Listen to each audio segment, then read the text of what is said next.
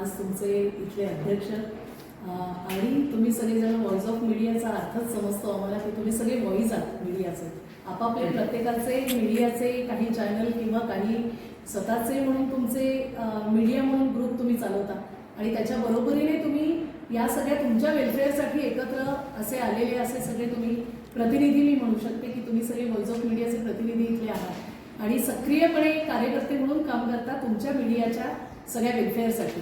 मला खूप आनंद होतोय की एक वेलफेअरचा विषय तुम्ही तुमच्या हातात घेतलाय आणि खरं सोपं नाही आहे. पत्रकारांचं काम सगळ्यात जास्त कठीण आहे तसं म्हटलं तर, कारण जो एक्झॅक्टली घटना एखादी घडली की त्याचं सगळ्याचं पूर्ण समीक्षा करणं, समजून घेणं आणि ती समाजापर्यंत पोहोचवण्यासाठी सोप्यातला सोपा शब्दात ती त्याची मांडणी करून पोहोचवणं वेगवेगळ्या माध्यमातून, ते लेखी स्वरूपात असेल, ओरली असेल, हा वेगवेगळा प्रकार जरी असला तरी तुम्ही हे मोठं प्रभावी काम करताय. खरं तर समाजातला हा सगळा समाजाचा आरसा म्हणतात खरं तर, की तुम्ही सगळेजण एखादा विषय बोलता तेव्हा ते प्रातिनिधिक स्वरूपात जरी असलं तरी तो विषय समजण्यासाठी सोपा जातो समाजातल्या सगळ्यांनाच, आमच्यासारख्यांना. आता मी खरं तर माझी जागा तिथे आहे तुमच्या सगळ्या ह्याच्यात, मी तुमचं स्थान घेणं इथे, कारण हा व्हॉइस ऑफ मीडियाचा आणि तसं सारिकाताई इथे तुमच्यावर येऊन बोलते, ती अध्यक्ष म्हणून तुमच्याशी बोलते.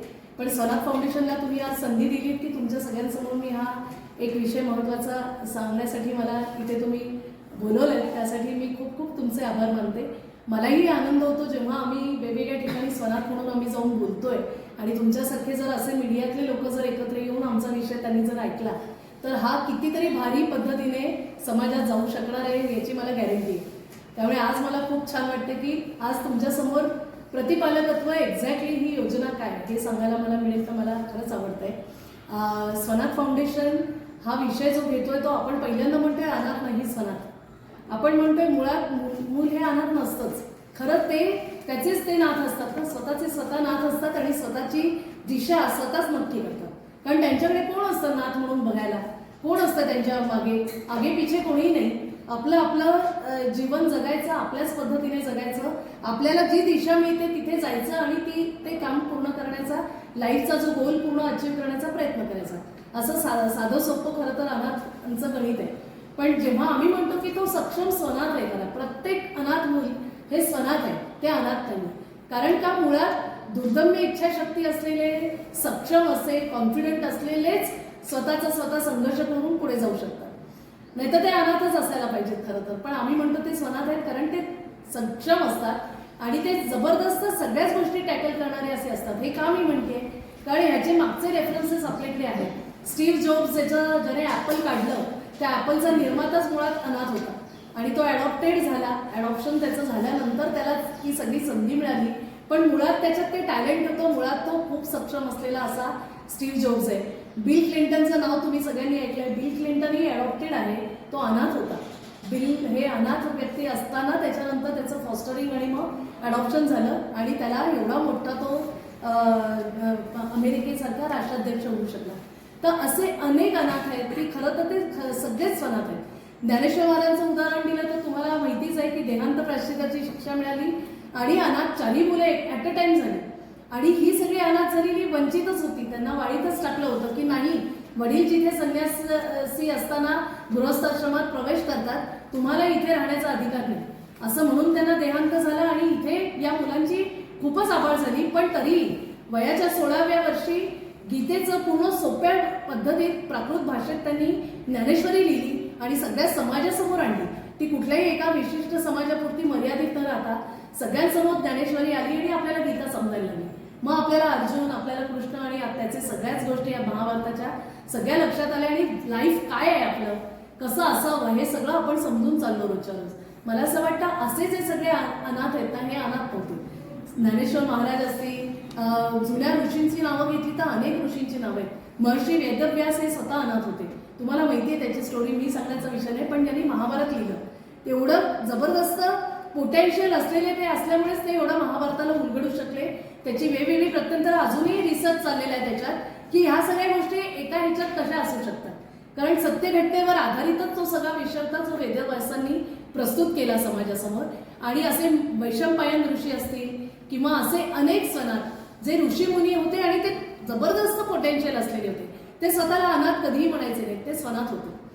आणि म्हणूनच आम्ही ह्याचा आग्रह धरतो की अनाथ नाही स्वनाथ. आता विषयाचं मी तुम्हाला सांगते की एक भगवान श्रीकृष्ण आपल्याला एक चांगला विषय देऊन गेला, जे आता आम्ही सुधीर अण्णा ज्यांनी एवढा मोठा विषय इथे केलाय आणि सगळ्या अर्थाने त्यांनी त्यांच्या संस्थेच्या माध्यमातून मराठी शाळा जिवंत केल्या, सगळ्या मुलांना शिक्षणाची संधी उपलब्ध करून दिली की जिथे आत्महत्याग्रस्त हा सगळा दुष्काळी भाग असून सुद्धा इथे एवढ्या मोठ्या प्रमाणात शिक्षणामुळे काय काय बदल होतो तो सगळा तुम्ही इथे सगळेजण अनुभवत आहात, तुम्ही त्याचे एक पार्ट आहात. पण मला असं वाटतं की हा सगळा विषय समजून घेणं समाजातला, भगवान श्रीकृष्ण हा असा होता ज्याने या सगळ्या विषयाची एक तोंडओळख आपल्याला तो करून दिला. तो फॉस्टर चाइल्ड होता, तो काही देवकी आणि वसुदेवचा पुत्र होता खरा, पण तो राहिला यशोदानंदाकडे. तो मला असं वाटतं जाता जाता संदेश देऊन गेलाय की जेव्हा अनाथ मुलं माझ्यासारखे कोणीतरी कैदेतले आई वडील असणारी माझ्यासारखी मुलं असतील तर त्यांचा सांभाळ कुठे व्हायला पाहिजे, त्यांचा सांभाळ संस्थेत व्हायला नको, त्यांचा सांभाळ कुटुंबात व्हायला पाहिजे.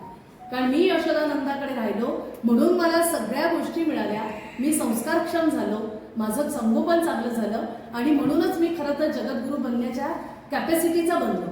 असं मला असं वाटतं भगवान श्रीकृष्ण आपले हेच मेसेज देऊन गेलेले आहेत. आणि जसं कुठल्याही संस्थेत राहणं ही सोपी गोष्ट मुलांसाठी नाही. तुम्ही अनेक संस्था परिचित आहात संस्थांशी, मला माहिती आहे तुमच्याकडे अनेक विषय आहेत, असे डिस्कस करायला बसलो तर दिवसही पूर्ण नाही आपल्याला. इतके भयंकर समस्या संस्थांमध्ये आहेत, तरीही मुलं तिथे आहेत, तरीही त्यांना बाहेर जाण्याचे दोर त्यांचे कापले गेलेले. का कापले गेलेले? कायदा त्यांच्या संबंधातला असताना ज्युएनाईल जस्टिस ऍक्ट 2015 आणि त्याच्यानंतरच्या वेगवेगळ्या अमेंडमेंट्स ज्या झालेल्या आहेत, ज्या मुलांच्या हिताकरता विचार त्याच्यात झालेला आहे. उद्देशच सगळ्या पूर्ण ज्युएनाईल जस्टिस ऍक्ट बद्दल बोलायचं झालं तर हा मुलांचा कायदा हा मुलांच्या सर्वोत्तम हितासाठी बनलेला आहे. मुलांचं सर्वोत्तम हित काय संस्थेत राहण्याचं असू शकेल का, की कुटुंबात राहण्याचं असू शकेल? कोणीही आपल्यापैकी म्हणू शकतं की कोणालाही कुठलंही छोटंसं बाळ जेव्हा ते अनाथ होतं, ते वंचित होतं, ते निराधार होतं, तेव्हा त्याला कुटुंबच पाहिजे असेल पहिल्यांदा. ते आई बाबाच शोधेल की नाही, की ते बनेल की चला मला संस्थेकडे टाका, तिथेच मी बरं राहील, मला अन्न वस्त्र निवारा मिळाला, माझं संपलं. असं इम्पॉसिबल आहे आपल्या भारत देशात तरी. कारण आपल्या भारत देशात मटेरियलिस्टिक विचार करणारे आपण नाही आहोत.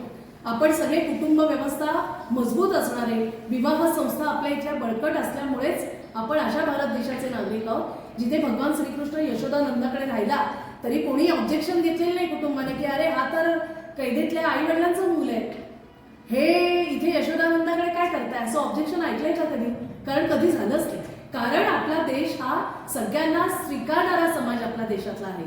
आपल्या देशात कोणीही अनाथ, कोणीही स्वनाथ, कोणीही निराधार, कोणीही असक्षम असं नाहीये. आपल्या इथे सगळेच सक्षम आहेत.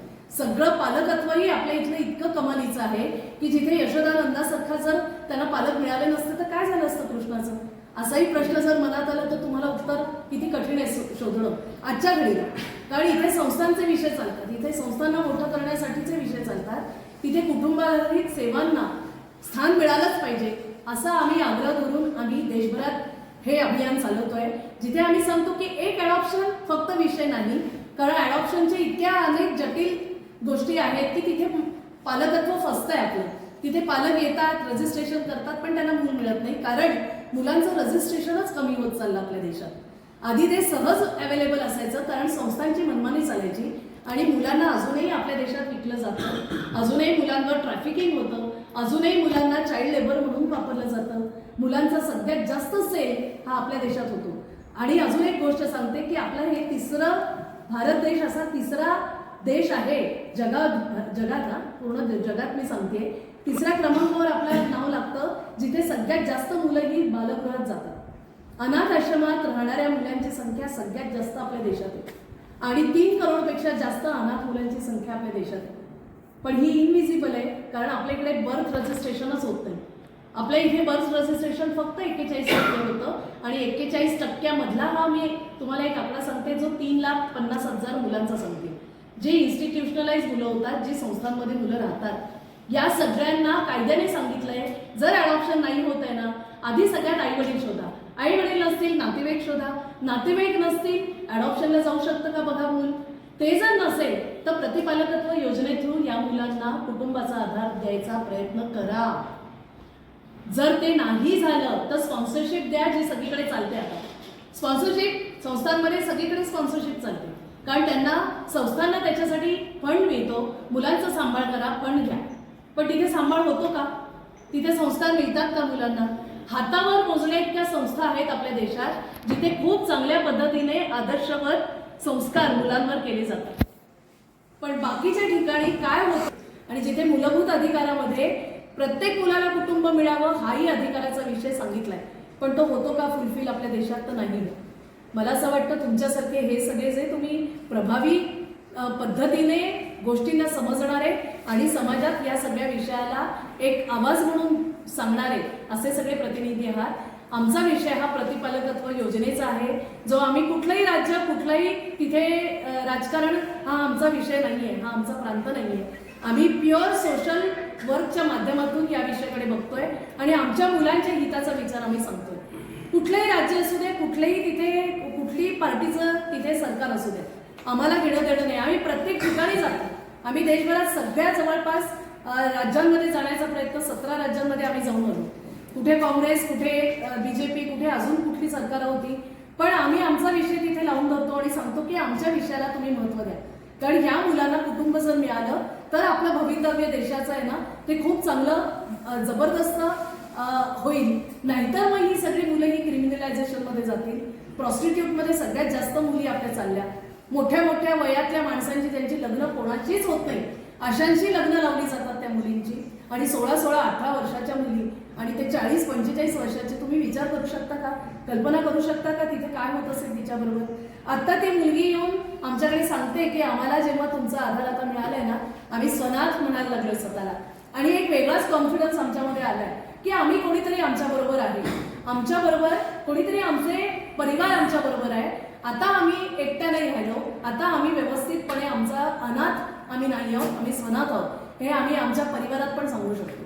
तिथे तो होणारा जाच, तिथे होणारा डोमेस्टिक व्हायलन्स हा त्या मुलीबरोबर होण्याला आता अडचणी आहेत. कारण का तर ती सक्षमपणे आता सांगते की माझ्या पाठीमागे एक परिवार आहे जो कुटुंब म्हणून माझ्या मागे आहे. त्यामुळे मलाही जगण्याचा तसाच अधिकार आहे जसा कुठल्या तरी एखाद्या नॉर्मल माणसाला.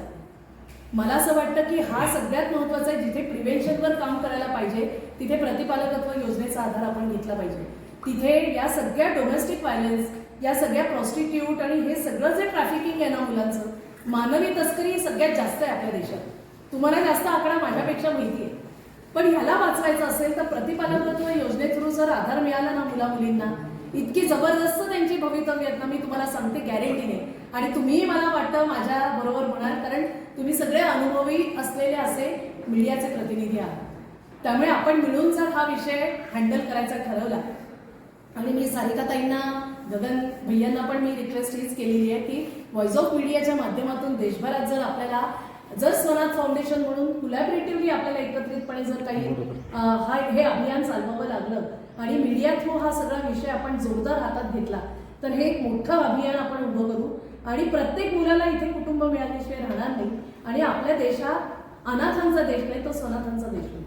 कारण एवढं पोटेन्शियल आपल्या कुटुंब व्यवस्थेत आहे. आपल्या इथे कोणीही माझा परका असा विषय नाही. आपल्या घरात किती मोठी मोठी म्हणजे आत्तेमामे भावंड राहून गेलेली किती घरं सांगू मी तुम्हाला. तुमच्याही घरी राहिली असतील, तुम्ही कोणाच्या घरी तरी राहिला असाल की जिथे शहरात मला शिकायला जायचं म्हणून मी माझ्या आत्याकडे राहतो, मावशीकडे राहतो, आणि किती छान वातावरण होतं. तिथे तुझा भाव होता का? तिथे कधी आपल्याला परकं मानलं का? कारण नातेवाईक म्हणले की ते आपले, आपण रक्ताची नाती नसली तरी आपले म्हणणारे आपण सगळेजण आहोत. इथे मीडियामध्ये काय कोण कोणाचं आहे, पण तुम्ही सगळे एक व्हॉइस म्हणून एकत्र आलाय आणि एका विषयासाठी, तुमच्या वेलफेअरसाठी तुम्ही सगळे लढताय. आणि इतर तुमच्यासारखे बांधव आहेत त्यांच्यासाठी तुम्ही लढता. मी म्हणेन की आपण आता हाही एक विषय जर अभियान म्हणून जर स्वनाथ फाउंडेशन बरोबर कोलॅबरेटिव्हली आपण जर घेऊ शकलो आणि इथल्या महाराष्ट्रातल्या जे जे काही राज्यातले वेगवेगळ्या जिल्ह्यांमध्ये तुम्ही सगळे प्रतिनिधी आहात एकत्र मिळून लढायचं ठरवलं तर आम्हाला खूप तुमचं मोठं मदत मिळेल, मोठं सहकार्य मिळेल. आणि मग आपण कुटुंब शोधू आणि अशा आपल्या अनाथ मुलांना ज्यांना गरज आहे त्या सगळ्यांना कायद्याच्या अखत्यारीत राहून त्या पालकांपर्यंत पोहोचवण्याचं आपण एक दुवा बनण्याचं काम करू. मला असं वाटतं मी पुरेसं